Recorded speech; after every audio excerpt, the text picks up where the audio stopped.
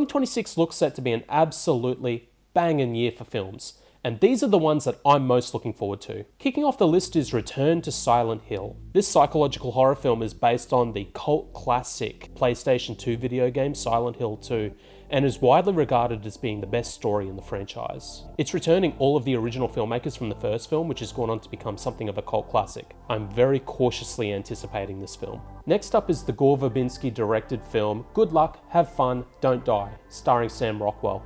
The trailer for this film was absolutely bonkers, and looks set to follow a man that's travelled backwards in time to prevent the apocalypse. I don't know, but the imagery is wild, the cast is fun, and Gore Verbinski has rarely let me down. Scream 7 is a movie I know a lot of people are looking forward to, and I will go catch this one, if only because my wife loves these movies.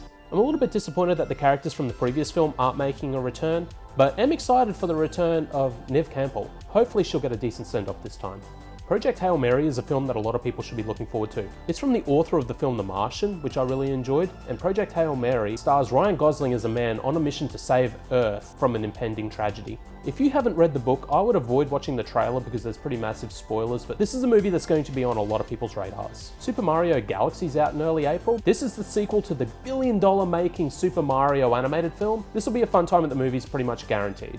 One of the movies I think I'm really looking forward to this year is Mortal Kombat 2. The cast and crew have promised that the fights will be bigger, the gore will be gorier, and I think we can expect a much bigger film this time round as the story seeks to cover the actual tournament of Mortal Kombat. Mandalorian and Grogu should be giving us our Star Wars fix this year. Cautiously looking forward to this one. The trailer makes it look like a little bit of a throwback to old serial storytelling or a western, which is kind of what Star Wars was really inspired by to start with. It's Mandalorian on the big screen, it's hard to complain about that. A film I know will potentially interest a lot of 80s nostalgia heads is He-Man and the Masters of the Universe. This is a new adaptation that's coming out this year, and the set photos so far have been extremely interesting. It'll be one to keep an eye on. Steven Spielberg's finally returning with a brand new sci-fi film, Disclosure Day, starring Emily Blunt. The story is being kept very tightly under wraps, but it's a Steven Spielberg film, so I'll be there day one. Toy Story 5 and Supergirl are both coming out in June as well, but the movie I'm really looking forward to comes out the following month, The Odyssey. This is Christopher Nolan's new film starring Matt Damon and Tom Holland, and is guaranteed to be a movie you have to see in the cinema. Sometime in July, we should be getting a brand new Spider-Man movie called Brand New Day. Don't know much about this movie, but it is starring Sadie Sink as an unknown character, and rumours are that the Punisher will be appearing.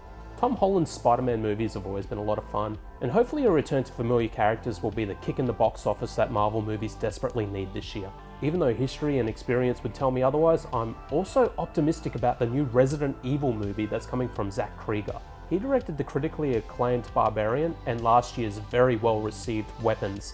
He's a massive gamer and a Resident Evil nerd. This gives me hope that maybe this could be the adaptation we've all been waiting for. Mid-October brings a movie that I think should be an absolute bucket load of fun, Street Fighter. There was only one way to do this movie, and it was to embrace the inherent silliness of this franchise.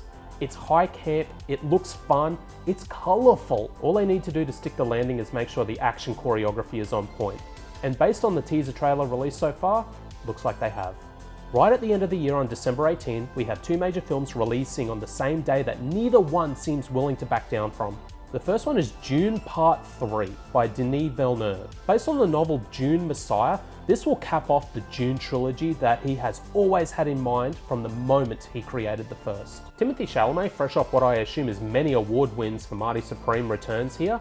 He'll also be joined by Zendaya, also returning, and Anya Taylor-Joy, who cameoed in the previous film. The last two Dune movies were an audio-visual spectacle, and I can't wait for this one. But giving that film some very serious competition will be the biggest movie Marvel has ever released at that point to date. Avengers Doomsday. Marvel has a lot riding on this movie, and it needs to do extremely well. And in order to do that, they've brought back Robert Downey Jr., Chris Evans, Chris Hemsworth, quite possibly all of the original X-Men, as well as directors the Russo brothers who do their best work inside the Marvel machine. Honestly, it looks set to be one of the biggest films of all time. Right at the very tail end of this list, there's a couple of movies that don't yet have release dates that I am very curious about. The first one is Godzilla Minus Zero. I loved Godzilla Minus One. It won the Oscar for Best Special Effects the year it came out, and I can't wait to see what the director is cooking up for the sequel. The second movie to capitalize on some 80s nostalgia will be Voltron. This is a new movie coming directly to Netflix and it stars Henry Cavill. I don't know how they make this movie work. It could be a brand new Transformers. On the other hand, it could also be a brand new Transformers. And the very last film on my most anticipated movie of the year list for 2026 is The Adventures of Cliff Booth. This movie is directed by David Fincher, written by Quentin Tarantino, and based off the character created by Quentin Tarantino in the film Once Upon a Time in Hollywood. I had absolutely no idea what to expect about this movie, but most of Quentin Tarantino's best films were not actually directed by him, just written by him, so we have a lot of hope about this. Anyways, that's my most anticipated movie list for 2026. Any movies that you're looking forward to seeing this year?